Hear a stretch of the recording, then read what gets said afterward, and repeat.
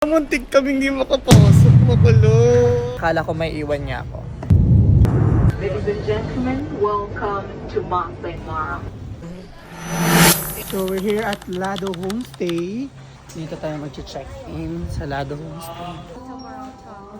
Ang ganda ng aming room for tonight! So kumpleto siya, may ref na siya dito. Ganda ng CR lab. Ito ang nagdala talaga. Hindi ko kinaya. Paliliguan mo ako dito. Siyempre, ito ay... Zero visibility. Zero bill, ano? Zero visibility. Ano yun? Grabe! Wow, shit, laban lamig. Uy, zero visibility nga naman. Can you say thank you to Ate Bam? Thank you, Ate Bang. Yan, so... Si Ate Bam yung pinsan ko, nag-book namin nito. Ito yung napili ko, pero siya nag-book. Ganda. Hintayin natin yung trend doon, no? And mag-unpack lang po tayo ng ating mga kagamitan. Pero bago dyan, tingnan nyo naman kung gaano kaganda ang ating napiling view. At the same time, yung ating room for tonight.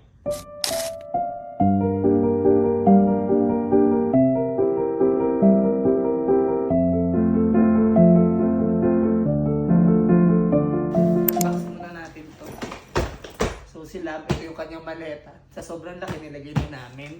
Oops! Minapansin ata kayo. Siyempre, dala namin ang Shepu Apu at Yuglo Babe dito sa Vietnam. Alangan naman hindi namin to dadalhin. Ang Shepu Apu na nagmi-maintain sa aming physically fit at ang aming Yuglo Babe Beauty White Soap na nagpapa-fresh sa aming mga face. So haggard na ako. Kailangan ko na maghilamos.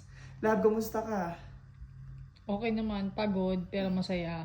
Pagod pero masaya. So, deserve natin to magpahinga. Deserve natin. Enjoy natin every moment. Okay, love? Happy Mansari! Happy Monsory. Punta tayo ngayon sa Long May Bridge. Bago ang lahat, dapat fresh tayo. Lipstick from Dior. Let's go, love!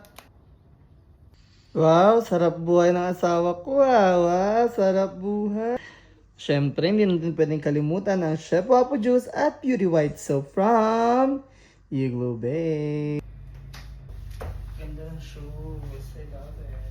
Love, ano to? Zero? Visibility. Ano? Visibility. Zero visibility na. Eh, di ba sumakay doon? I know, wish you what I feel. I know, wish you what Mari. Nakakainis ko. Ang arte mo. Ay, siya. Si Bebe. Kakapilang ako. At saka kayo naka-ano, At saka laro tayo volleyball. May maglalaro dyan. At saka ikaw. Tara na, pagkakakape ko, uwi na ako mamaya. So, this is our first meal dito sa Sapa. Tanghalian at merienda. Baka dinner na rin. Pero ang mura lang dito, no? This is Sapa.